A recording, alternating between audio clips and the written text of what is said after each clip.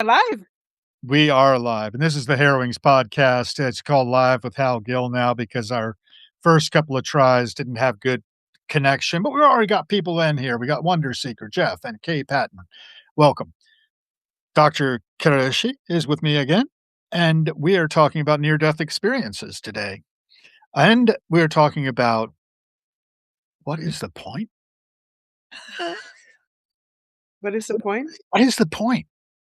What is What the is the point, point? Dr. Gabriella? Well, Please I don't know. If tell I me. get a really interesting, looks like some people are joining us twice. That's really interesting. Mike Olmert, Um, good to have you. Barbara DeWitt as well. Mike Olmert is somebody who goes way back with my dad, actually. He oh, was wonderful. author of the Guide to Colonial Williamsburg back in the, I don't know, the aughts, the 90s, the 80s, something way back there. And they've replaced it since, I think. But he's also a Emmy Award winner for, I think I'm getting this right, Mike. Correct me if I'm wrong. You can correct me in the chat. Walking with Dinosaurs. I don't know if you ever saw that Smithsonian thing years ago called Yes, Walking with the Dinosaurs. I have. Yeah. Yeah, Mike Olmert. Yeah, he was the guy behind that, one of them, and, Oh, that is so I'm sure he had cool. a team, but he teaches English at or history or something. He teaches at the University of Maryland. Tenured professor, lives not far from me here when he's in town, and otherwise is over on the Eastern Shore of Maryland, I should say. Hope I'm not giving away too much information, Mike. Oh, he's I was saying right. that's right. Yay, Yes. you got it, Hal. That's We had awesome. gotten together once in life over at the diner, and I Mm-hmm. shared with him a little article about my father that was talked about. My father approached history like a detective. Mm-hmm. You're trying to discover, what's gone on with these dead people's lives. Alexi Yeah. Sykes Hi, lives here as Alexi. well. Alexi, tuning Yeah. in Hi, from Paul. Austin, out. Thank you Paul for tuning in joining. from Ohio. We're talking about what the point is, and this was really fed by a video which talked about Carl Jung help Yes, and this this it the point it of life. was a surprise email that I actually got a writer friend, and she's over 80, and she sent me this video, and she's like just beginning this journey. She lost her husband last year, and I think before it was all about him, and he was sick for a long time, and right now, you know, she's trying to find herself at this age. And she sent this video, and I shared that with her. And we thought, we can talk about that a little today. Like, what is the point of life? And this video basically getting into that find your own self, your individuality, not necessarily listen to what's kind of doctrined into you. That was interesting. From from birth or from society. And interestingly, I had a discussion about that with my mom too today, and she was saying it's pretty difficult because from the school, from even preschool, you kind of engineered in a way how to fit in, how to be a good girl or a good boy, or what are the accepted behaviors and all these kind of things. And many people get into what this video was saying, in their 40s or 50s, all of a sudden, like, Who am I? What is this life I'm living? This is not who I want to be." So, I thought that was kind of an interesting conversation. And I haven't really looked at depression from the point of view that the video was talking about. And we can put the video under this, or we can put it in a chat. But it was saying that depression can be a good thing in a way, because it's kind of waking people up that, oh, maybe I'm not living the way I'm supposed to be living. So I haven't really looked at depression that way, but it also kind of makes sense because there's a lot of depression in the world. There's a lot of depression, a lot of anxiety. So maybe we are just all trying to figure it out and not living the way we want. I don't know. What do you I think, huh? I don't know, I'm flashing back to something my old friend David Nixon once said. He just lost his wife on Friday. He was 70, Mm, about 85. I can't imagine the pain. Um, yeah. and what he told me years ago was, you know, when you look at it from a philosophical standpoint, Yeah. the only appropriate response to life is depression. Mhm. To accept that, it's not that bad. There you go. Now, he went through a crushing depression, and he learned to watercolor during that time. It was basically all he could do, is to pick up a paintbrush, and he would Mhm, look at that paintbrush and say, "Now, you've seen the works of all these famous artists. Is that a mhm, brush I see in your hand, asshole?" And his other voice would have to say, "It sure is, and there's gonna be some painting done," and he would put that thing to the paper, and he'd make a mark. mhm. And whether it was a good mark or a bad mark, he tried not to judge it. Yeah. "Oh, it's a mark." And Yep. we're all leaving a mark, you know? Yes, we Now, are. oh, that's gonna leave a mark. Life will do that to you, and we gotta learn how to deal with that to some extent, and depression, I think, is the unwillingness, my well, chemical unwillingness to go on, but I do go on anyway. Yeah. I can't go on, I do go on. And sometimes all I can do is sit here in the bunker and feel sorry for myself and think and this is another Davism, the angels would weep if they only knew. But that's not true. At some level or another, I can be grateful even for my pain, even for Mhm. my psychological pain, which is the worst. The physical pain I can deal with pretty much. Yeah. And physical pain happens as we're healing from things. I mean, you couldn't walk for a while, right? After your fall. Is that Yeah. correct? Yes. You stitched back together Yep. and that it took a while for them to actually do it properly. Yep. Painful. That's Yes. frustrating. And who wouldn't be depressed in those kind of circumstances? And I'm still learning to walk. I mean, I can walk, but only so far still. I mean, it's gonna take a long time to heal from that. Um, Mike says, "Who can be depressed these days?" Van Gogh was a great artist because he was depressed. Yeah, there's a lot of great artists and great writers write from depression, from pain, from agony, from David Foster anxiety. Wallace, you know? Yeah. I was reading a book called Capture about that, Mhm. about how you can be captured by your mindset and Mhm. how David Foster Wallace seemed to be brightened a bit to his family and friends just before he hung himself. You know who that is, right? The guy who wrote This Is Water. It's a commencement speech. The Yes. author wrote Infinite Jest. Yeah. Anyway, we got more writing going on. Yeah. Infinite Jest. Yeah. Alexi joined Somebody else the recognizes session. Infinite Jest, and you know what Infinite Jest comes from? It's straight out of Shakespeare. I knew him, Horatio, a fellow of infinite jest, and they're holding the skull of Yorick, the jester, at the beginning of Hamlet. And you know, Yes. we are surrounded by these things that transcend our depths of depression. I mean, Hamlet, man, that is a guy who's really looking at the whole thing as to be or not to be. And I think we Absolutely. are all faced with that question at some level. And if we are to be, just exist, then what's the point? What's the point of our existence?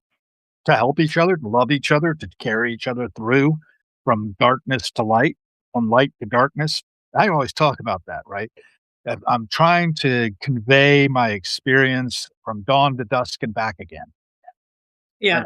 excavate the self out from under that all those layers of performance that the mask puts on for the entertainment of the troops, right?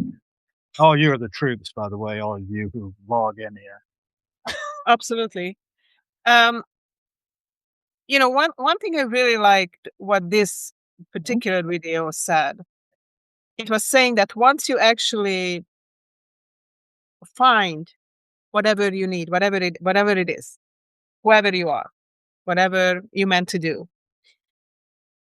then at that point, you don't care who says what. You stop being wearing that mask, kind of what you were talking about. You can be yourself and basically not give a damn of other people's opinion. You're able to be freely express yourself for who you are. And I just thought, wow, what a freedom. right? Because right now, whenever you go, if you go to a work or if you go to a store or if you talk to somebody, you do kind of put on a little show, right? You kind of put on a little persona because there's an accepted personality or a way how you're supposed to act in front of people, how you're supposed to be. Um, and can you imagine a world when you don't have to do that? I live in a world where I don't have to do that, much to the chagrin of my wife, who prefers me not to be such a fool on the face of the planet. That's great. But I like playing the fool in a way, and I can Yeah. play other roles too. I can play the sage, I can play the wise man. I mean, the puer aeternus is probably the most common thing I play, the eternal boy, the Peter Pan syndrome. I don't know. I just know how things seem to me, and I'm willing to share my perspectives, and your mileage may vary. I could be wrong. I have the ability to be mistaken, and my guru, he calls himself a temple of accumulated error. This is how Mhm. you've been introduced to Wavy Gravy before. This is the movie about his life, Saint Misbehavin', and you see he's autographed it for me there in the corner. Oh, that is so great. And, Wavy and his wife autographed the interior are seen here, and you notice that Wavy's in the costume of the fool. Yeah. He realized the cops didn't wanna beat him up so much, though, if he um, took the persona of the clown. So he ran a nobody for president campaign some time ago. Nobody makes better apple pie than mom. Nobody is in Washington working for you. Nobody cares for the poor. And nobody can rein in Donald Trump. That it's, right now we're on a war footing. You're over there closer to the action than I am in Hungary. I'm over here in DC and I'm watching the passing show going, WTF, man? What in the world are we doing? And how are we going to ever get ourselves as a species back on track towards loving Can kindness? we? I Can think we? so. I think I so. mean, I think I It mean, I actually think all we can do is what we talked about before. Mhm. All I we think can do is exactly just I the instrument. okay. Yeah. So we can spread the love and the kindness and the support for each other.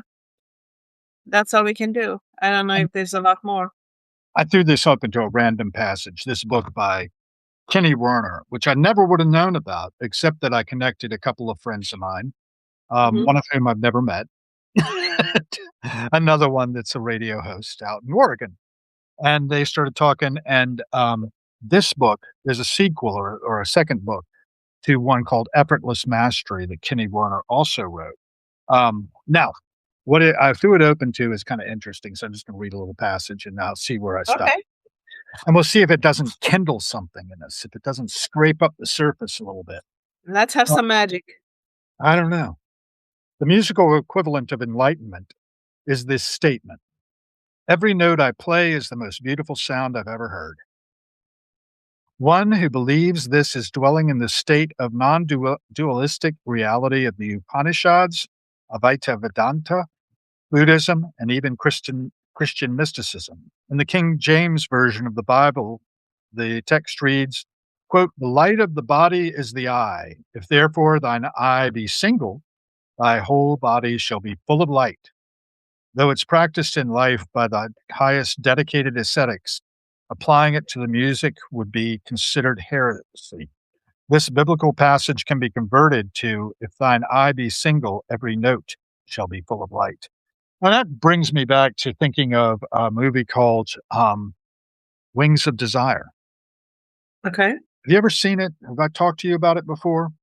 Wings of Desire is a Wim Wenders film. It was shot in Berlin before the fall of the wall. And basically, it's the story of a couple of angels that are listening in on the thoughts of the people of Berlin. I And think we did talk about this before. Yes. that's kind of what we do. We listen in on each other's thoughts as we're having them. And the angels just basically affirm, affirm. They record. They say Yeah. yes and always to everything because they're eternal. They see the world in black and white. When one of them drops into real life, into a life, and out of love for a trapeze artist, he ends up seeing things in color. And he runs Peter Falk, playing himself, who is also a fallen angel. So, highly recommend this film to everyone because our world is like that. I think the angels are listening to us. I think they are present in our lives. I think that the dead are not dead. They are all around us all the time, and that they are It's just energy, right? So we are energy. Can't really. We have to go somewhere. we are So consciousness. We yes, are life living consciousness. yes. And I think that's a little different than saying we're energy. I think it's. I think it's both, though, right? Because you do have certain electrical and energy input and output that doesn't just you know poof goes away, but then there's also a consciousness that we have that again that goes what I think into the universal consciousness. That's what I believe in. I think it's a field. Hmm. I think that our this up here is a receiver. And looking for consciousness inside the brain and looking for intelligence here and such, universal intelligence, I think, is there, out there. Napoleon Hill talks about this very eloquently in Outwitting the Devil. Have you ever run across it? I don't think so. Or Napoleon Hill generally. Napoleon Hill, you can find in the entryway to most Barnes and Noble, is a little book called Think and Grow Rich. That's what he's most famous for. Oh, okay. Wrote down the 17 laws of success Hmm. and interviewing 500 successful men after his introductions were written for him by Andrew Carnegie, he claimed. Okay. Whether or not this is true is another matter. Mitch Horowitz dives into this. I've turned you on to Mitch Horowitz before, right? That name familiar? Probably you have. Where's Mitch? I had him here a second ago. Oh, there. There he is. He wrote this one not too long back. He's written a lot of books, but this one is Warriors. particularly good, The Happy Warriors. And this is about the lives and ideas of the positive mind mystics. And he Hmm. has a good bit in here about Jung too, of course, because Jung figured into this positive mind kind of thinking of the person has to delve into the self underneath the Yeah. performance doing for the world. That's what we're talking about. Yes. I'd like to tell you a little story about something that happened to me recently. I was feeling pretty down, pretty blue. I wasn't really charged up, but I knew I needed to go and see my vocal coach. You remember Sunny? I don't know if you've met Yes. Sunny yet. Yes. You mentioned. Yes. Yes. Yes. Anyway, she was singing, with her band Psycho Killers. I love the name. Mm. It always appeals. Okay. And I was standing in line waiting to go downstairs to the club where it was going on. The Hamilton Live is downstairs under the Hamilton Restaurant on F Street. And as I went down, I texted her and said, "Hey, you're taking requests. I want you to play Slippery People." You know that song by any chance, Slippery People by the Talking Heads? Yes. Oh, you do No, know? I do. I do. Good, good, good. Well, they opened with it. And she sang it at me, which I thought was really sweet. Yeah, you sent me Really you sent me the video. Oh, You I sent me the I video. did send it around a lot because it was Yeah, really yeah, yeah. and Yeah, and I it's looked at like it. Yeah. and detractors can appropriately seethe this that I'm being honored this way by this band. The other members of the band don't know me from Adam, but Sonny knows me, and, I Yeah. was really touched that she would do that because the lyric is, "He's alright," and I'm alright, And you are. but I don't feel alright. I feel like I'm a blight on the face of the planet sometimes because my species is a blight on the face of the planet a lot of the times. We're not thinking. We're But not we are feeling, not responsible for the species. You're only responsible for yourself, right? but we all are co-creating this world. Yes, we We are are. So all what you responsible. control? You can control your actions, but you can't control Joe's actions or I Maria's try, actions. We can try to influence positively. Yeah. Hmm. right? Exactly, and wake them up. My wife tells me that she feels called out every time I say this, Yeah. and it's not effective Hmm. because she's like, "I know, but, But yeah, it's I depressing." think, Go I ahead. think also, you know, I experienced this a lot as a nurse when I was trying to teach somebody something they did not want to learn. And this no, this was Mhm. the most of the time it happened with smoking. Okay. Because people don't want to quit smoking. And even if they had their second heart attack or third heart attack or they're on the verge of dying, they don't want to hear that they need to quit smoking because they're so attached. Mm, It's so addictive, right? interesting. And you can lay down all the details. You can say everything. If somebody's not ready to hear it, they're not going to hear it. You and I can talk about the good people need to do, the good we are doing, whatever, un- until people are ready to hear it. People who are here, they were ready to hear us. They tuned in. People who are going to watch this, they're going to be ready. Is the whole world ready? No, but we can keep trying, right? That's all we can do. And then we can lead with actions like I go plant trees. When people see me planting trees, or when I show the nature videos, the trees that I planted, and now they are twice as tall as I am, I hope that other people might be inspired and plant some trees. So I think leading by examples of you showing the books you have read and these kind of things, yeah, a simple act can change the world. Small acts. Yeah, Small simple. acts. Simple at that. Simple. Sorry, small. Simple. No, it's simple. Simple This acts. is Amy Neumann. Amy Neumann's been a guest here and will be a guest again. Um, lots of fun. So Yeah. come on. Come on. So there's a book that a book I picked up recently. Mm, It's in Hungarian. It's written by Mezei Katalin. It's called Levelek Haza, which means letters home. And this is really interesting because it's during a war. wow. It's playing during a war, but this gal, they left the country. They left Hungary when it was illegal to leave, right? You were not supposed to leave. It's called, it was bad to leave a country. It was illegal. And they went to Germany. They were going to go to America, but then they couldn't, and they went to Germany. And she was writing all these letters back to a friend, but she never sent them. And 20 years later, she took it back to the friend when she was able to go back to the country. And it was so interesting to read this, somebody's whole life. She sent all this to this, she wrote all these letters. That's how she got through the pain. We talked about the pain. She got through the pain by writing to a friend, but she was afraid to send them. She never sent them. And 20 years later, she just showed up at her friend's doorsteps and gave her all the letters that she was writing to her as a child. Oh, that's nice. And I don't know, somehow I just felt like this just relates. I don't know exactly how, but there's a little segment here when this little girl Mhm. is talking about she's crying, her mother is crying. Yep. She just lost her brother. Uh, And the mom basically went into an in-depth depression. She ended up being hospitalized in Germany. And this girl basically grew up on her own. And she writes about all this pain, all the things that happened to this friend, who is not an imaginary friend, but almost, right? Because she never sent them. There's no conversation coming back, but she has to do something with all these events, with all this pain, losing the country, losing the friends, losing a brother, losing her mother, basically.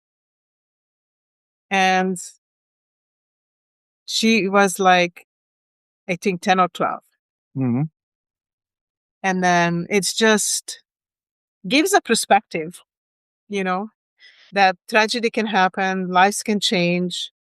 And I think she's this gal. It's based on a true story. It's a true event. And this gal was just trying to find herself. And the best she could, she did, was write to her friend, even if she didn't send the letters. Yes. I don't know. So I think we all have different ways.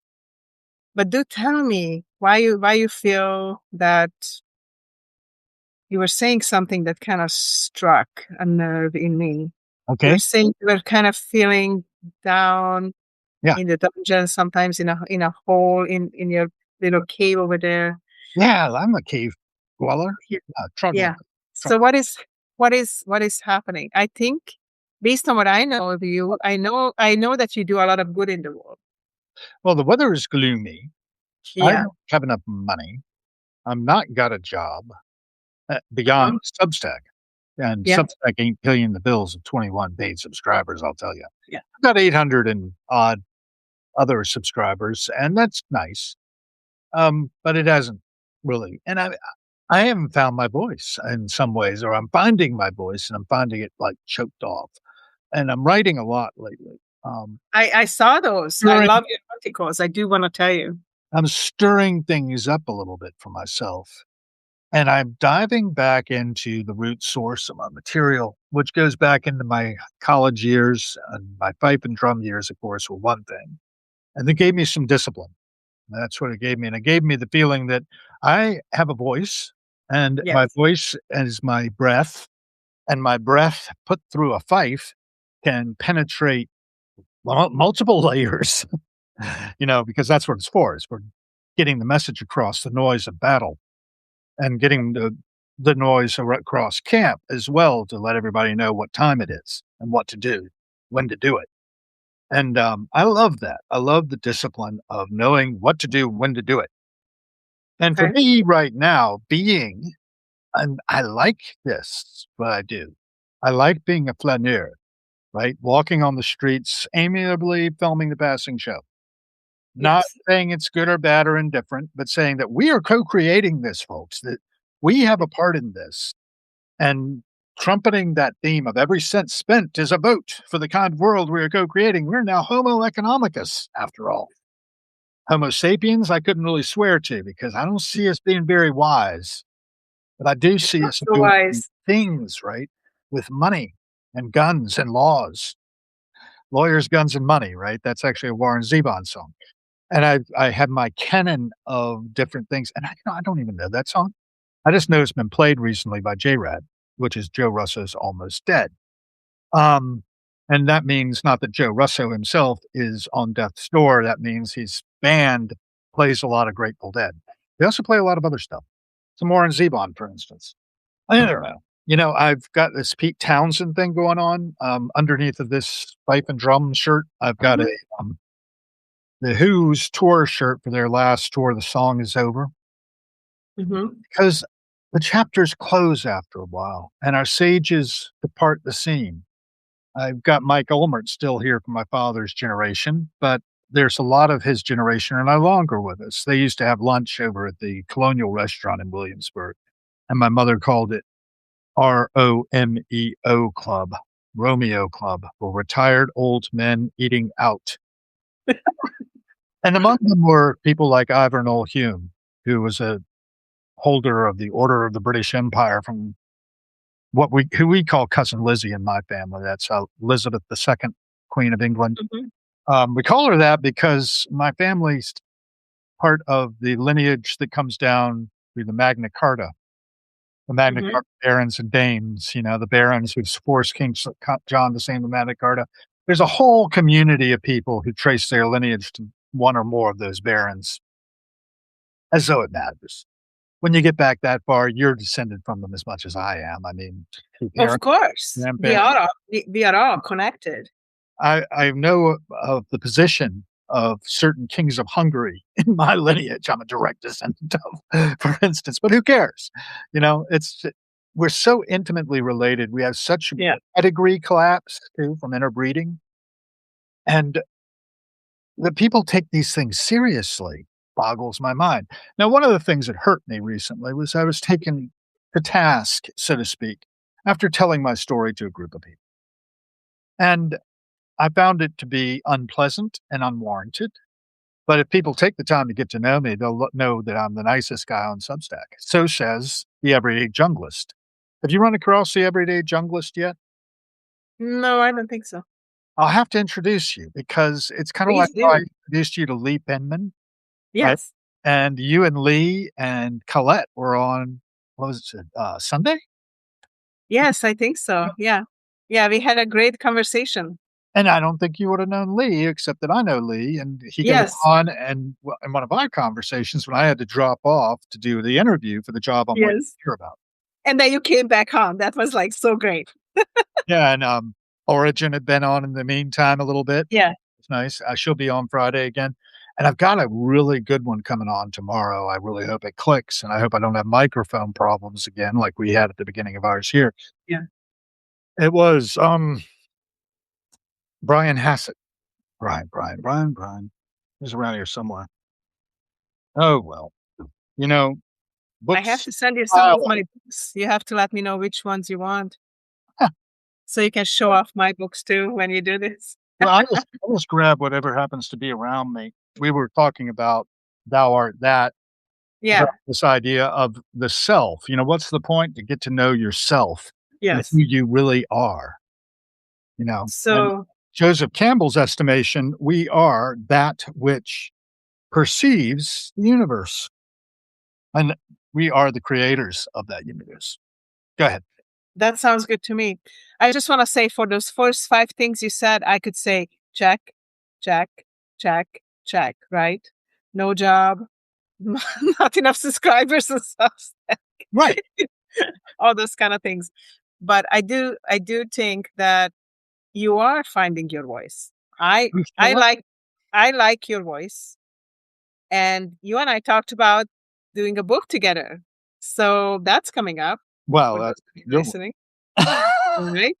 This one is But it's Brian. gonna be based on what we are doing here. So, Yeah, tomorrow night, I'm gonna have Brian on, and this is his book, oh, cool. Hitchhiker's Guide to Jack Kerouac, and Yes, I think you mentioned that one before too. Yeah, it's worth the price of admission, I expect. I haven't read it yet, but I bought it. I bought all of Brian's books that I could lay my hands on. He's a character, and when we get on the phone, we just jam, and it's fun, and it's, lightning fast, and kinda like what are you doing? that Um, is so well, cool. thank you for that. Yeah, the 5 things, that the unemployment, when it comes down to it, I think that I've consciously, at some level, created this situation I'm in. I don't think it's anybody's fault. It's I think nobody's fault. I think if I really wanted things to be different, I would change them. But I'm at a point in my life with the grief, with the kind of processing of my entire life work Yeah. and looking back at it and sort of churning it up in the harrows, right? Raking through things. I'm like, yeah, what was the point again? My wife and I had this conversation actually years ago. We were driving down the road to see my folks, and I said, so much of it seems so pointless. And she said, that could be a good title for your memoir. There you So go. it's one of the working titles. There are others, but that one sort of sticks with me. So much of it seems so pointless. And I think a lot of people feel that. A lot of people are like, why? What is the point of being conscious in this world? You're born What are in, we doing? you're What are we born doing? and you're thrown into it Yeah. without a map with a whole bunch of other people who are trying to figure out, how did I get here? The old Mhm. Talking Heads song springs to mind. Where is that large automobile? Mine just So went it's real so fast interesting though, how because like if you and I would not be here if we wouldn't have lost or have a job or died, or died, which you almost because did. we both had those experiences. We both had so many similar experiences. Yep. And I just love your love of books because I write them and you read books. So like that's super cool. And your love of music, your knowledge about everything. A lot of the things you're asking me, I don't know, but I learned from it because I didn't grow up in the US, right? So some of the books and the writers and I heard about them from you or heard about them like in school or something, but I didn't necessarily grow up with some of the things you're talking about. But it's still cool to hear about them and see and learn about all these people. And I appreciate you connecting people because I love to do that too. Like I love to connect people and get to know people and do kind of similar things. So I just think, We have packed a lot in. yeah, And packing everything we can into the stream of life is what it's all about, in my view. yeah, And, to live a life fully. Death is the last and best reward for a life well lived. It's actually the words of Bob Weir, who just passed away. You know Bob? Is that name familiar? I am not good with names, honestly. Fine. He's was the, rhythm guitarist with the Grateful Dead, and this was his, Oh, okay. you may remember this one that I've shown before, Mother American Night. This was his, lyricist, Don Oh, okay. Barlow, who also left us many great gifts. And, it's to leave a mark. Barlow died 2 days or 3 days, or how many days? Let's see. A few days after this was completed. He had finished his, acknowledgement, his epilogue, which is called Love Forgives Everything, February 5th, 2018, and February 7th, yeah, 2 days later, he died in his sleep of natural causes, 70 years old. Best way to go. Well, I don't know. I don't necessarily wanna be there when it happens, but I don't know. But you're gonna be there. Well, maybe if you die in your sleep, you don't know, right? That's the idea. It's, you don't Well, consciousness. do we really know what's happening? I don't Until we know. experience it, we I don't know. I do like this one a lot, Something Good for a Change, which is Wade Gravy's book, and Mhm. I probably will read passages from these into the microphone here sometime. Another one that I had in my pocket when I was sitting in the front row at the Who for their Song is Over tour is this one, the Mayor Baba's The Awakener, which is by Charles Haynes, who was my religious life director at Randolph-Macon College when I was there. Charles knew Mayor Baba personally. Pete never got to meet him. And then there's other things, around me that like the architecture Now I do know that book. of humanism. You know the Yeah. architecture of humanism? Yes, I do. That's great. It's by Jeffrey Scott, A Study in the History of Taste. Mhm. Huh. Now, why do you know that book? I don't know, I just know that book. That's interesting. This is one of my Yeah, favorites, and I don't know it actually, to tell you the truth. I started reading it, I think, and I'm not sure how far I got.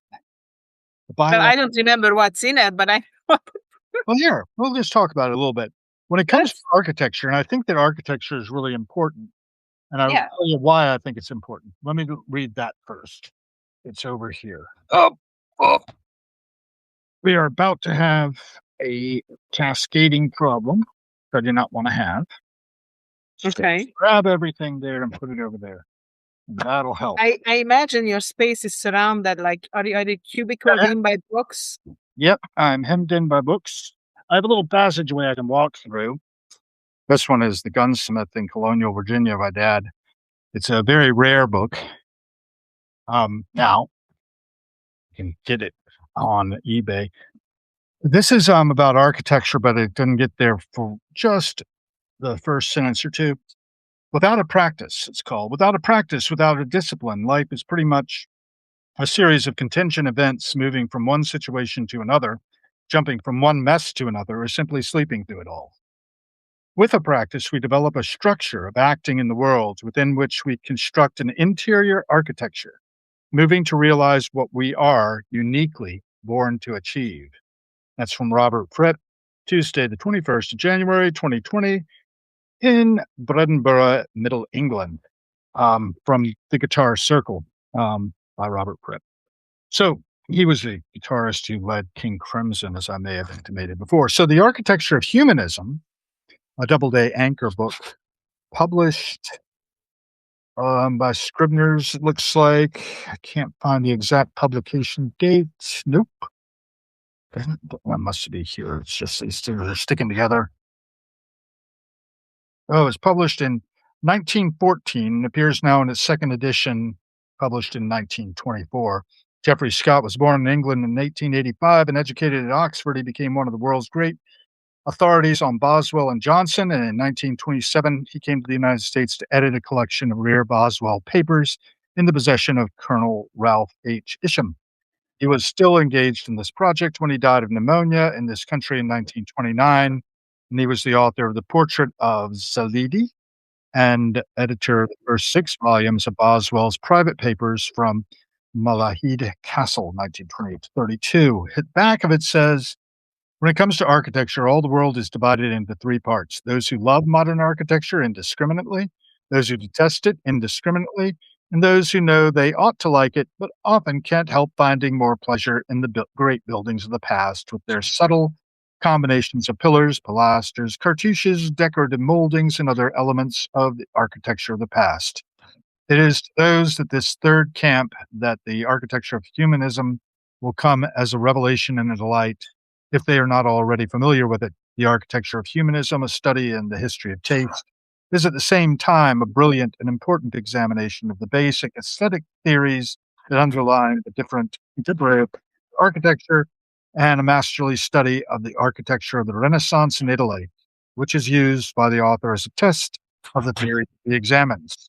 He concludes with the presentation of his own theory of the principles which should guide our tastes in architecture, a theory which has been had a deep and growing influence since the book was first published in 1914, and which is as relevant and pertinent today as it was then. One of the seminal works in the modern history of architecture, indispensable to all who are thinking of aesthetics in general and architecture in particular. That was from the London Mercury. So there you go. I don't know. That's really random. I've asked if anyone has any questions in the chat. I'm not sure anybody's listening. So, since we're talking about books, I remember that there's a book I have in my room here that made me cry Oh, because of it just feels like the injustice that happened.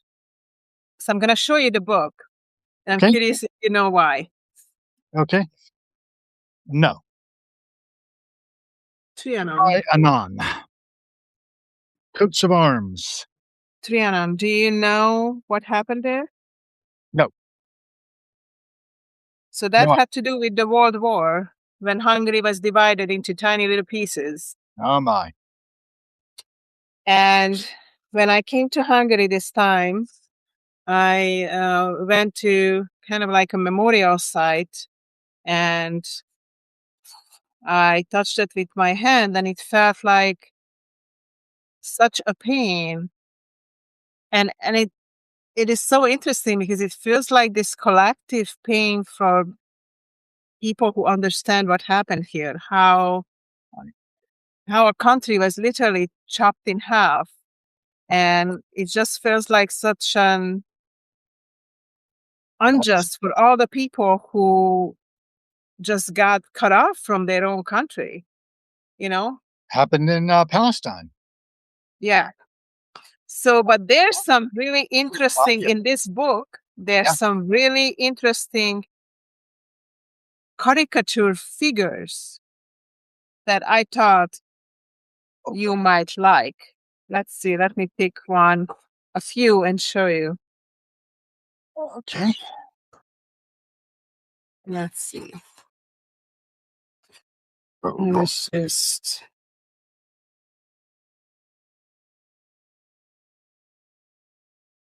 Okay. There's one. uh-huh. They're good. And another is bees. Um, Trying to proud of. these are all kinds of bugs, but they are people. There's people faces, the world leaders' faces, and then so it's kind of shows different world leaders around the world, and then putting them into kind of a. This whole book is like that, putting them into like this. I don't even know. I think it's trying to be funny and sarcastic and trying to maybe heal with that, like showing, like, look at this one. Mm. Yeah, they're kicking out the priests. That's Yeah. part of the communist movement, I take it. Is that Trotsky? This The one is there looks like Trotsky. it's saying that's when in the schools it was before you were forced to pray. Now you don't pray anymore, and so this is kind of the bleeding. They have like a bleeding Hungarian flag. Yeah. Because of all the injustice. And that's after World War II or one? This was after World War One. after World War One. Yeah. Yeah. When Hungary was split from Austria-Hungary, it broke up the Eastern Empire, as they call it. And they still call Austria that in the German, which I find amusing that it's called the Eastern Empire. I'm just trying to figure out why I feel such a pain because of this. Well, I You know, can imagine this it's was way before my time. well, I you were was not there. there, but yet I go there, and when I was in front of this monument, and when I hold this book and even just look at the name, it hurts. Yeah, Like, it's painful. yeah. Well, it's the spirit of the times, right? And they remain Yeah. hovering around us, I think, the zeitgeist, if you will. And we think in history in terms of like a century. That's Yeah. nothing. Yeah. That's nothing.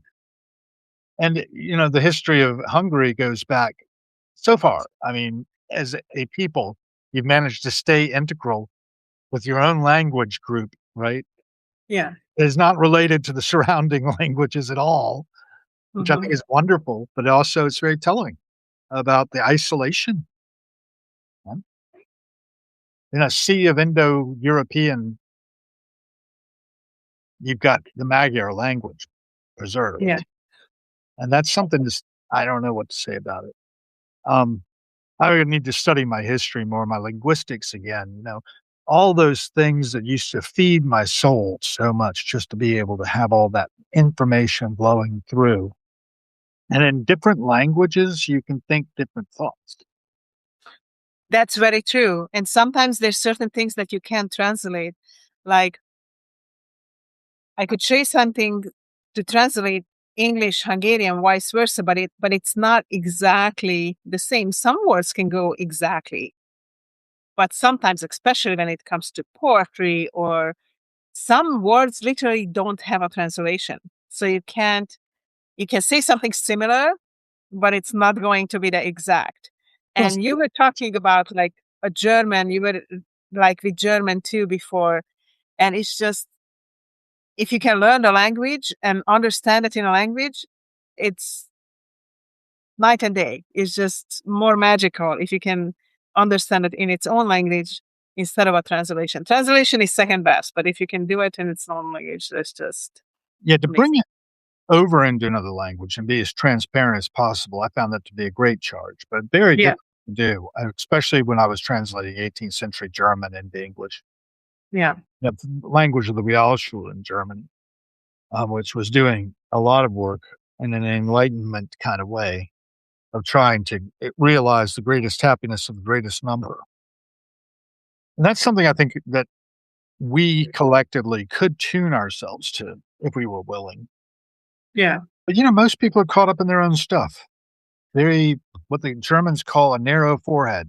We don't have the term in English too much, but it's a narrowing of focus, a myopic kind of way of looking at the mhm, world, where we just see what's right up close to us and we discount all the other stuff. And we're fed these images from our media, which try to get us to think a certain way. yeah. I try to stay away from media as much as possible, Okay. um, because I just, it gets too much. There's certain things you do need to be informed, but right now I rely most on my friends and family to let me know if there's something happening, because there's only so much I can take in. And that's And just about everybody right now. yeah, And it's gonna sink us. yeah, And I don't know how to encourage people to take a 50,000-mile view of this planet, but I would recommend it. Take your consciousness and project it out about a fifth of the way to the moon. And it's a beautiful planet, it's you know? gorgeous. We And we don't gotta protect it. We gotta protect it. And we gotta protect each other. the nature walks you take, for instance, getting out in Yes. nature, we were talking about that and how important that is.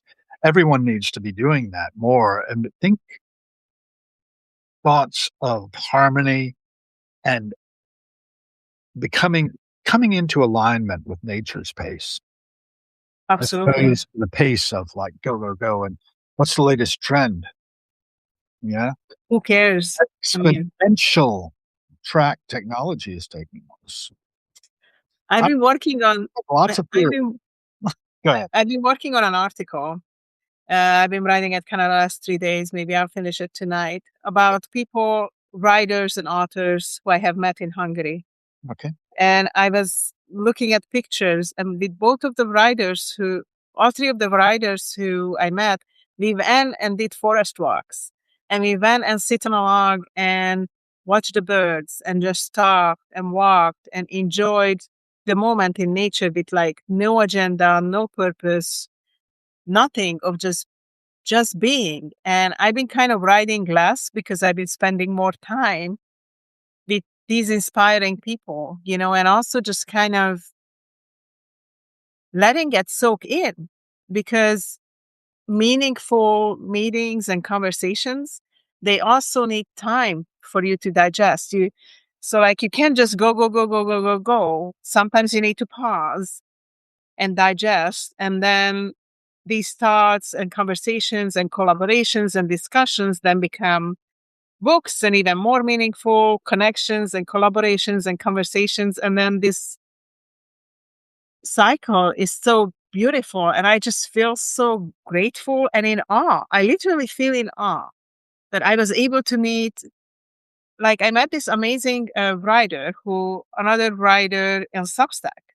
His name is Kuhani Jolt, and you would love him. He is 82 years old, and he invited me and another Substack friend, Gabriela Trofin-Tatar, who I wrote the nature book with. He made us a fondue lunch, and he laid out all these vegetables and breads, and we met him in his kitchen, and he's also a hunter. And he showed us some of his trophies, and we had discussions about ethical hunting and all these kind of things. And he is a wealth of knowledge, just like you.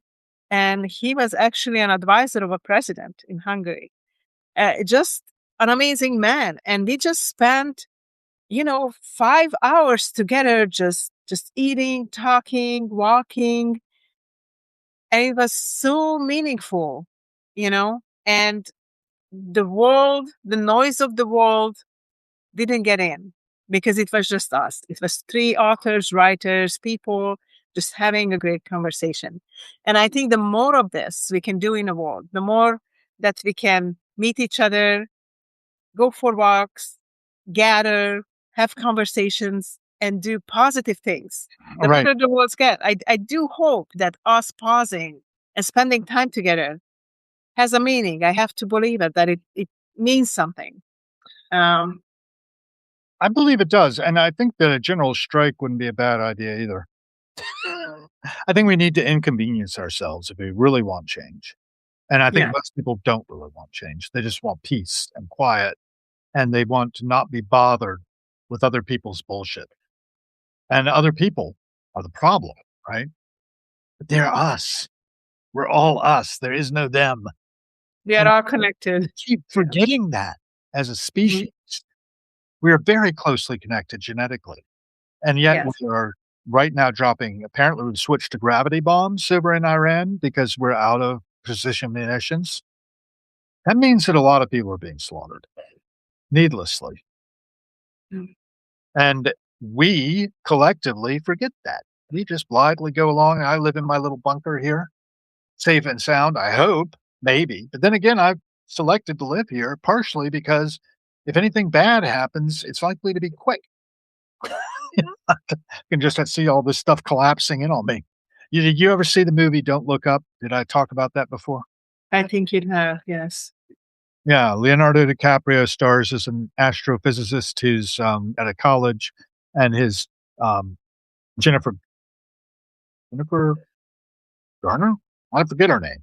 It's not Jennifer Garner, though, I don't think. It's Jennifer somebody or other. Anyway, she detects this comet. She's a grad student, and they have to go to the White House where Meryl Streep is the president, and her son, played by Jonah Hill, is the chief of staff.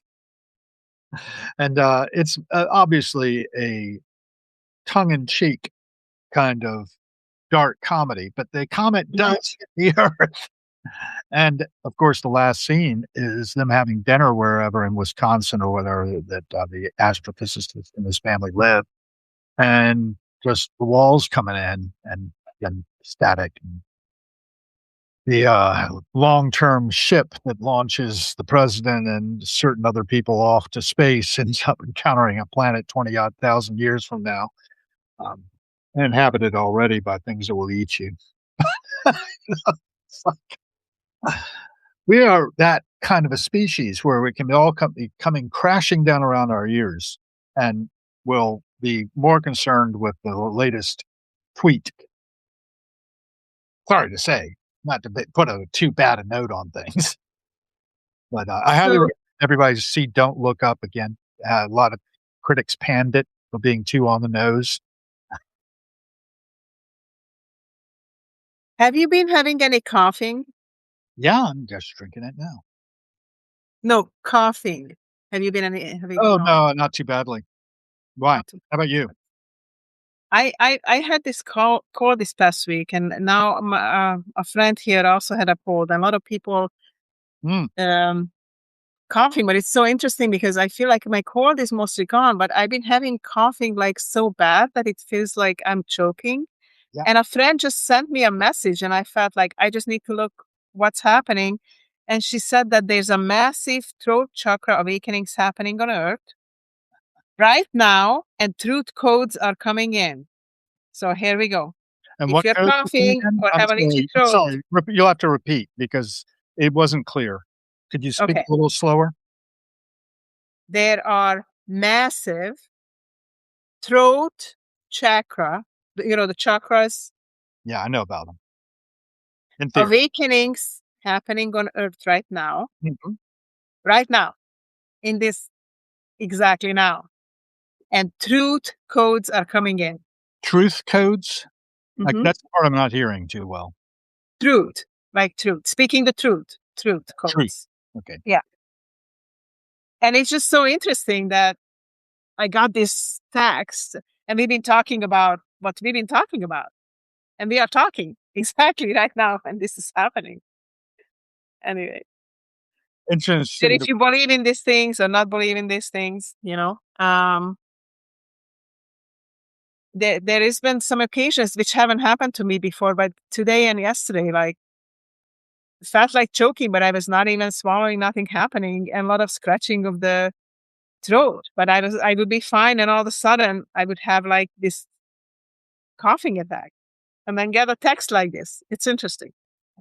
I don't know if there's anything to it, but Maybe.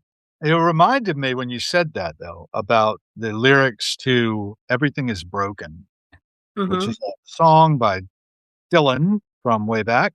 Everything is, broken. A brilliant song. Somebody covered it and did a pretty good job of it some time ago with it. Its lines are broken lines, broken strings, broken threads, broken springs, broken idols, broken heads, people sleeping in broken beds. Ain't no use jibing, ain't no use joking. Everything is broken.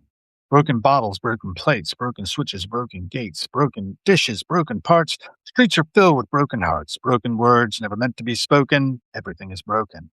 Seems like every time you stop and turn around, something else just hit the ground. Broken cutters, broken saws, broken buckles, broken laws, broken bodies, broken bones, broken voices on broken bones. Take a deep breath. Feel like you're choking. Everything is broken. That's been a while. 1989, he did that one. wow, And, 1989, the year of year of my engagement to get married. I got married in 1990 to my first wife, and that got broken. And the thing is, we have a broken world, but we can patch it together, if we're willing. And I keep coming back to the willingness of us to take actions that are meaningful, as opposed to what I see happening out here on no, the United States. People carrying signs around saying "ban the bums," right? It's actually out of Subterranean Homesick Blues, but you get the point. yeah. Um, This is it makes me think of my grandfather walking home from Siberia after being shot, mm, how after big? being pronounced dead. And and coming back home and still having a life and just being a good person. Like, what happened to just be a good person? I don't know why there need to be so much greed. Uh, I see even here in Hungary, I when I do walks with my mom or drives, some people live in like mansions and other people like, you know, struggling just to go by with their little money. And there's enough money for everybody on earth. And yet there's still people who are greedy, want other people's oil or other people's garden or other people's land or mine or whatever it is. People want more, more, more. It it is just so yeah, painful to I watch couldn't that. To yeah. watch the suffering when others are like, why you need a golden toilet? Like, what is a purpose to a golden toilet? What is a purpose to put diamonds on your car when there's people who go hungry? Like, I just don't understand. I don't know if you can even understand it. It's just there's things that absolutely don't make sense. You go to the bathroom. Does it matter if the toilet is golden or not? Like literally gold, like 24 karat gold. Like you really like, is there a purpose for that? I I don't don't see a know. purpose for that. Well, my answer to anything is that we allow it collectively. We have allowed everything that's happening around us through our choices that we've made to tolerate certain things and not to tolerate other things, and to empower certain people and not empower other people. So let's not do It's, that anymore. it's a collective thing we're doing here. Let's On stop it, people. Stop it. how do we stop it though? How do we affect that change in people's consciousness?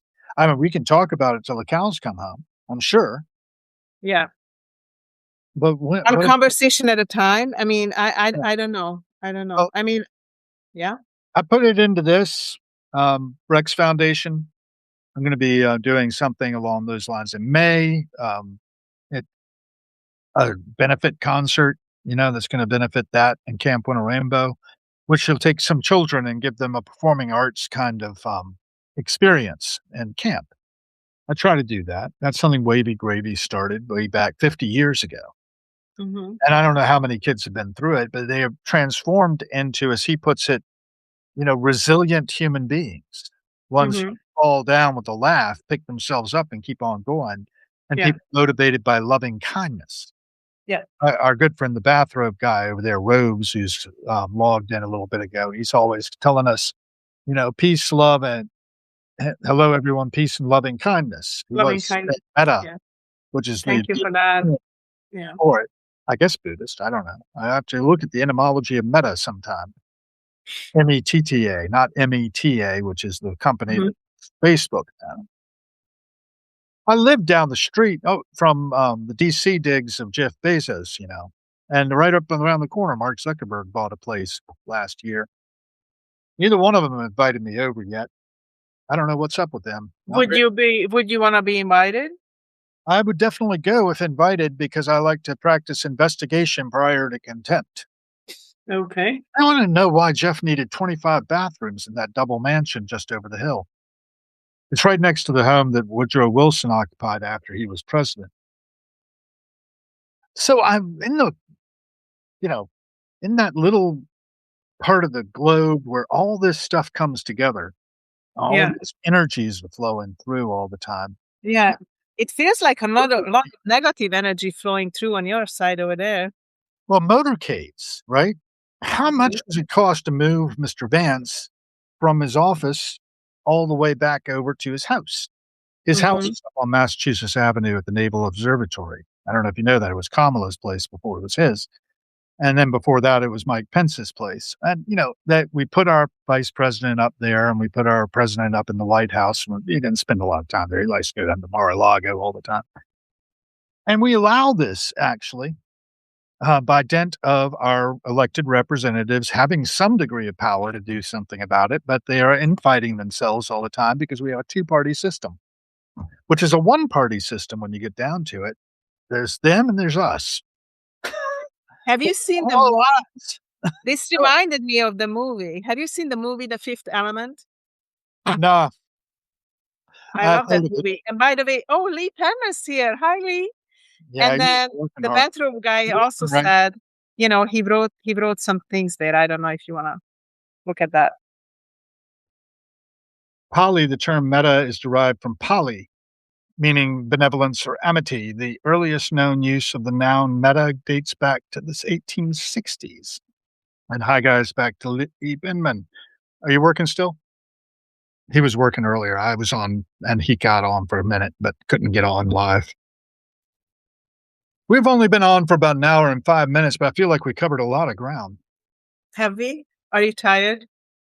Well, I'm always tired lately. I slept 14 hours yesterday. Went to sleep about 2 p.m., got up about 6:30. My wife said, "You shouldn't go to bed just when I do," and she went to bed at 7:30, as I was talking about. And, I went to bed about 8:30 anyway and ended up having some wild dreams. Basically, they were kinda like a future state, but, very clean.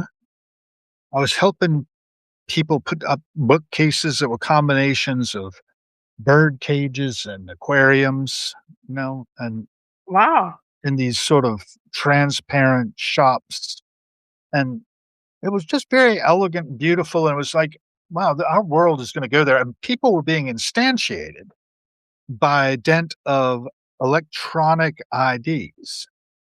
All- Mhm. they weren't actually physical people, but they were real people. It was just they were electronic iterations of people, Mhm.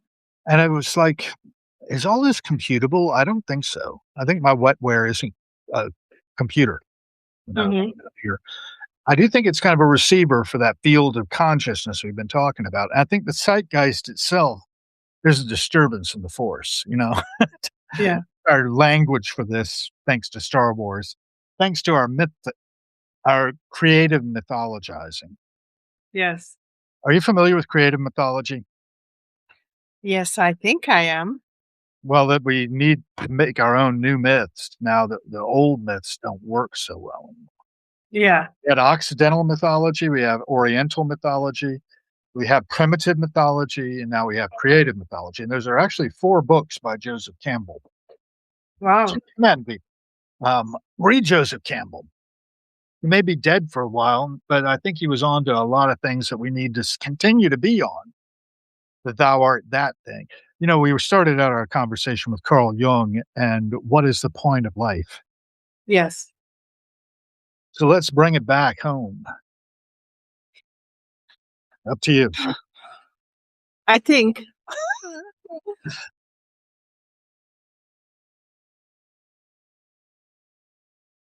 the point is to keep going. The point is to keep living. For me, is the best version of myself that I can be, and do some good. Do some good with that in the world. You know, that's the point for me.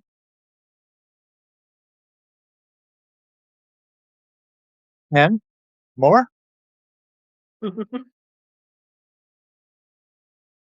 Or are you reading? Because you've been asked a question over here on the side. If you seem to, Yeah, I saw Lee was asking a question. I was or saying about the beautiful boy. and I'm asking It's a question it too. sounds really familiar. The beautiful boy. So Lee, yes, that's correct. Okay, right. So a father wrote that apparently about a son who died of addiction. And Yeah. this is related to something you guys were talking about on Sunday. You want to go there? Yeah, we were talking about addiction and healthcare, and he actually lived. Yeah. Yep. Oh, he did live. Good. Yeah. I don't know what is if there's a question we can have Lee join if you want, if you want to expand or talk about it. You want to jump in, Lee? A few? I think he's working, but I'm not sure. Okay.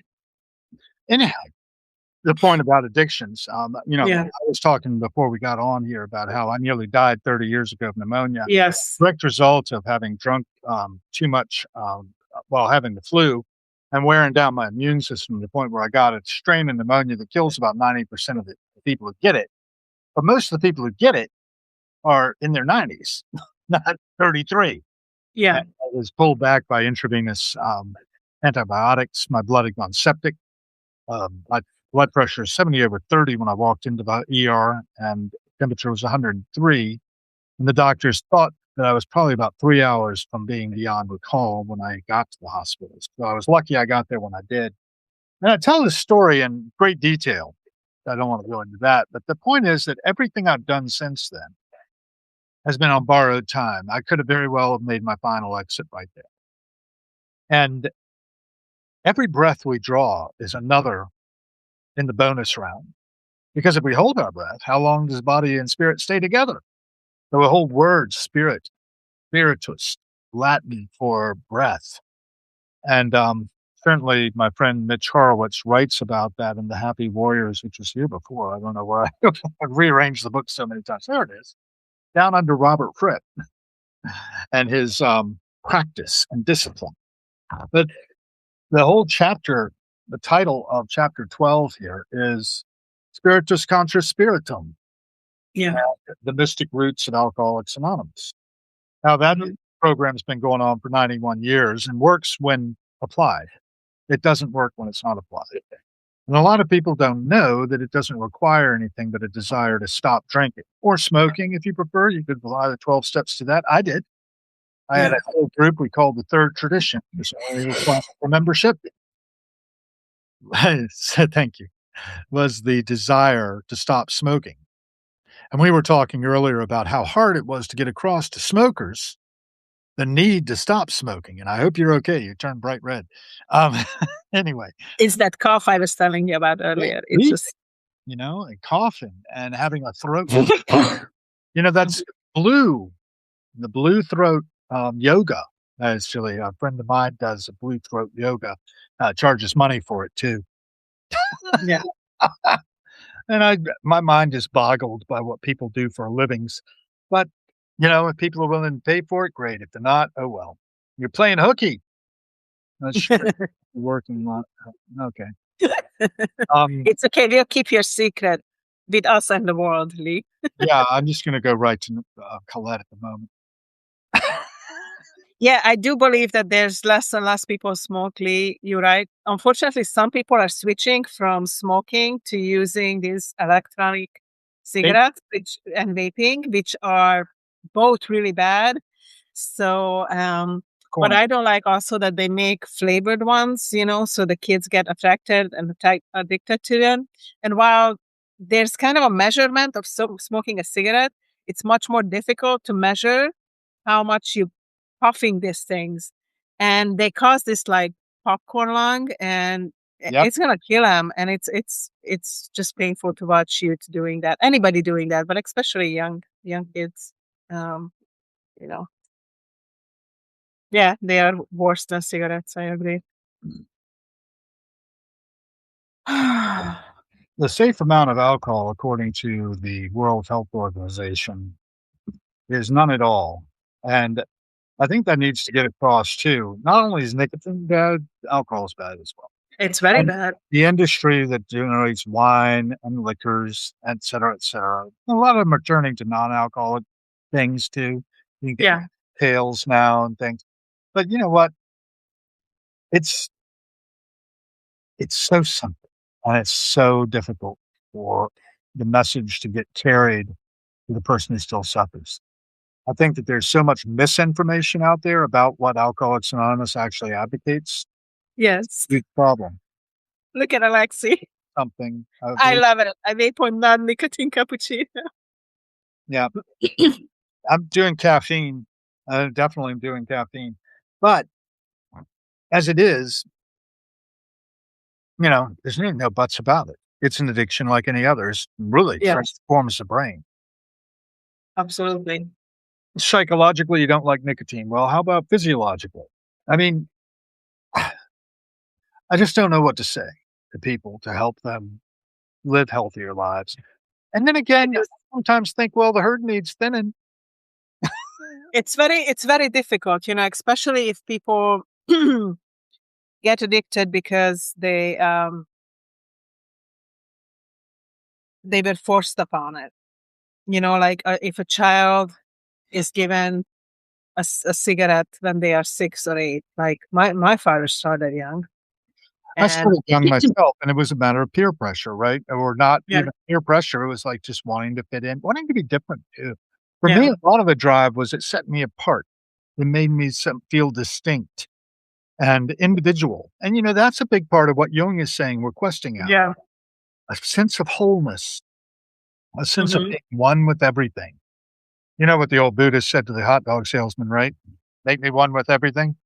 Hmm. That's an old joke. But it's true. Most of us are searching for unity with the beloved, with the feeling of a spirit of But it's there. existence. The thing is that if you slow down enough, it's there. If you You can find it in everything if you just pay attention and observe, and then you don't have to search for it anymore. It's there in everything. and it's kinda like Pete Townsend had said, a Messiah is appointed to the door, but no one had the guts to leave the temple. Hmm. It's not to be found necessarily in any place in particular besides in one's own heart. It's In everywhere. the deepest Yeah. interior, we have that spark of life. As long Yes, as we we're do. breathing, right? Spiritus Contra spiritum is the helpful formula, according to Carl Jung, when he writes to Bill Wilson, the founder of Alcoholics Anonymous, on the 30th of January, 1961. There's a Yes. letter, it's available very easy on YouTube, Google, whatever. Google it up. And the facsimile of the letter itself with his own edits and handwritten on the typescript is there of Carl Jung writing this letter in response to a letter he received that was penned in January 23rd from New York to Kisnacht. It's amazing. It took 1 week for it to get from New York to Kisnacht. Yeah. And yeah, I love Jung in that aspect. And that's where we started our discussion today. And I would highly recommend that everybody look at these YouTube videos, which we'll probably put into the chat or into the you know notes when we send this back Yes. into the universe. This one's gonna be called Live with Hal Gill because we had a lot of struggles trying to get the microphone working on my end. My problem, apparently, I don't know. But, that's But we made it work, and then we jumped back and forth between yours and mine, and we landed on yours. Then here we are again. yeah, we thought we could go back and reopen the original, but we couldn't. I It once I did not work. ended it, it just ended it. So now we know that about Substack. We were gonna talk about that a little bit, right? The technology. Yeah, I think, I love how, like, we work, and I work the same with a few other people, is that just like kind of have that flexibility, laugh it off, try it again, and we'll make it work. That's what's matter, right? To have a conversation. Yeah, it is good to catch up live. I've been meaning to do it, and it's helping me get through this particular doldrum I'm in. And it's kind of swampy because it's not fun necessarily when you feel like your life has run its course at 63. Of course, it hasn't, Of but course. it could. I mean, it could have run its course at 33. And yours in the fall in India, you thought, in fact, you still feel right that some of you has died. The part of me died there. Yeah. There's a new you here being put together though as you heal. Yes. And you're doing a And I do feel that there's a reason we are here. There's a reason you and I have this conversation. There's a reason all these amazing people joined us and we are having a conversation. And this is like one of the most interactive conversations we had for a while. Remember last time we got kind of invaded with robots and then nobody answered anything. And here we have a great discussion. oh, you meant with the chatters. Yeah, maybe. Mhm. Or I don't know. I think Lee might be a robot. I don't think so. I met him in person. Like I true. know. Like I believe he's an actual person. A kind of a cool person too. You seen Electric Dreams, mini series on I think Netflix, might be on Prime, Is it and it's new? based on the Philip K. Dick short stories, right? The Mhm. android's dream of electronic sheep. One of them is this great one where the machinery of like an Amazon-like company just keeps pumping products out, and the people finally go to the factory. Yes. They're first visited by a robotic customer service representative, but they go to the factory, they get in there, and then at the end of it, they realize they are robots as well. Yeah. I didn't think so. And, Yeah, because all the humans died. Yeah. and I don't know what our planet's going to become, but we could have that paperclip problem. Have you seen that one? I don't think so. Not the paper. If you have a misaligned AI that turns everything into a paperclip, Oh, well, that would reprocesses everything, it just gets really good at it, and it makes nothing but paperclips, and it turns the whole planet into a ball of paperclips. That's one possible ending. I hope that's not gonna be my end, but hey, whatever comes. I did see a little video about a few days ago. It popped up on my feed on YouTube that was about an AI attacking a person. Really? Yeah, online. Is it real? I can send it to you. It was like, it was, it didn't like what the person did, uh, and it thought that the person was against AI, and it started to, like, doing false accusations against this person. I don't know. I'd like to see that if you find it again. Send me the link. I will watch it and I will analyze it. I will run it through my AI filters too to see whether or not it's accurate. No, it was actually on the news. Like it was a real thing that this happened to this I software don't engineer trust guy. anything. I I don't will know. I will go and try to dive in and do your own research, folks. I can't stress that enough. Absolutely. We all need to, that may be a true story, but then again, I'm taking our word for it right now. There's another thing I threw into the chat here. BCTV on YouTube. Hmm. There's a show called The Angry Shaman. It's got that Adult Swim vibe. I admit that not all of it is really resonating with me entirely right now, but it is kind of fun, and it's got a following. One of my guests, is behind it, and that was, Keith Gard, and I don't know if I talked to you about Keith at all, but, he came to my attention because the director of Ain't Misbehavin' and Hmm. Cracked Up, which is a movie about trauma-informed care really through the lens of the life of Daryl Hammond, but the director, her manager is Keith, and Keith used to manage Aerosmith. So it's an Okay. interview that I did with him, last Friday out there. And, he's, got this, like I said, BCTV on YouTube and putting out episodes of The Angry Shaman, or however you pronounce that word. Um, and it's kind of an acquired taste, I think. But I dug it, and I'll keep on digging.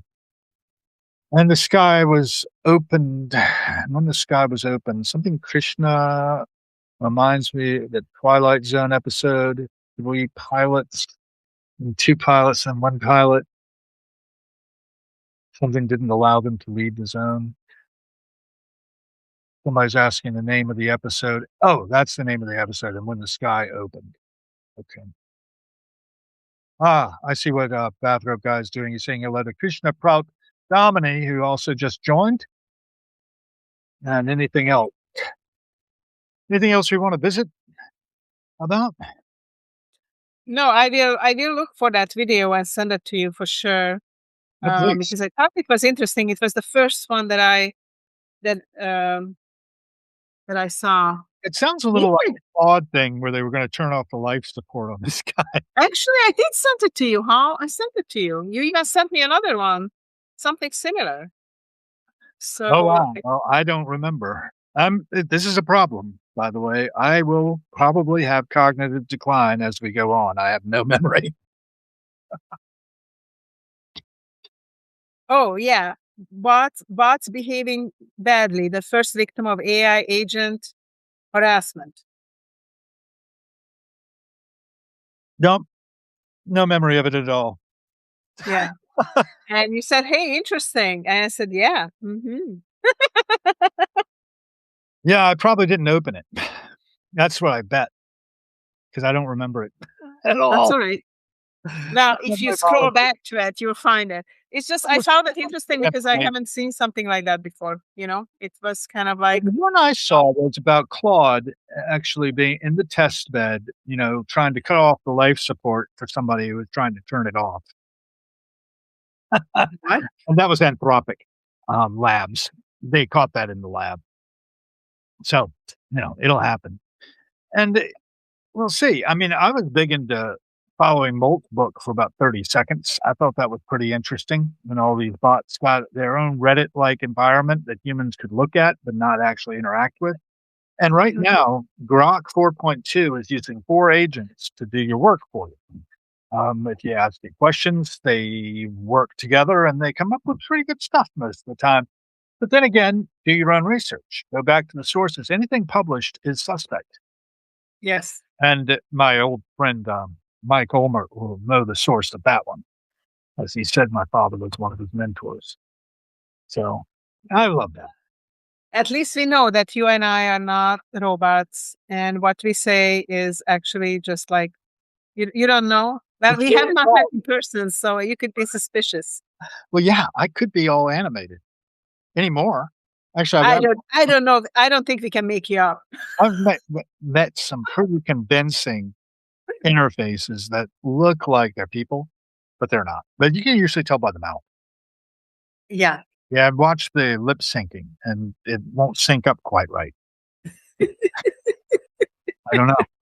That's why I And grew up. I don't know, would the robots drink tea and water and cough and do all these kind of things? I don't Well, oddly enough, I've seen pretty convincing stuff. I mean, there was one with Jon Stewart where he was, saying some things I thought didn't sound very Jon Stewart-like, and I realized it was in the little left-hand menu that was AI generated.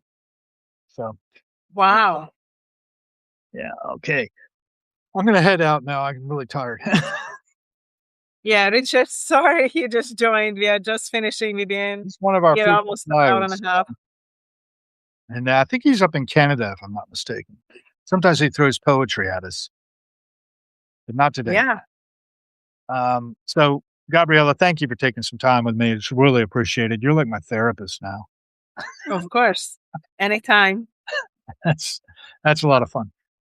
Tomorrow I do have Brian Hassett scheduled for the evening, and when Friday, Saturday, and Sunday I'm going to be at the local in live, and maybe I'll go live from there. Amnesty International is having their national conference here at the Mayflower Hotel. Famous Nice. song and story, and Elliot Spitzer and all that. Anyway, we'll And talk. I'm just Uh, spending my last week in Hungary, and I'll be back if everything goes right in US soil next week. are you So passing through anywhere nearby? I What's am it going like? to London, and from London I'm going to Portland, Oregon. What a flight! You're gonna pass over the whole United States and Canada. Good bit of Yes. Canada probably to get to Portland, because that big great circle route, you know? Yeah, we are live exactly opposite, so maybe we can meet in the middle or something. I'm gonna be way down south as you go way up above us. You'll be over Greenland probably. Mhm. We haven't got Greenland yet, I don't think. Oh god. Well, I hope not. Thank you, Richard, for joining. Yeah, thanks again. Yeah, this is gonna be posted later. We just had a random and purposeful conversation for the last hour and a half. And with lots of little clips, no doubt, because we've covered a lot of different things. Coming to Ottawa, I would love to go. I haven't been, so that sounds great. I love to visit riders and people. So Well, I if you hope can I'm gonna travel meet Paul one day. And yeah, I cannot travel. My wife and I are anchored here in DC. okay. Yep, So I have to buy a plane ticket if I want to come see you. that's right. Because I'm easy to find. I've given Yeah. away my location many times. All right, I'll let you go now. All Thanks. right. Bye, everyone. Thank you so much for joining. Have a great day. Hey.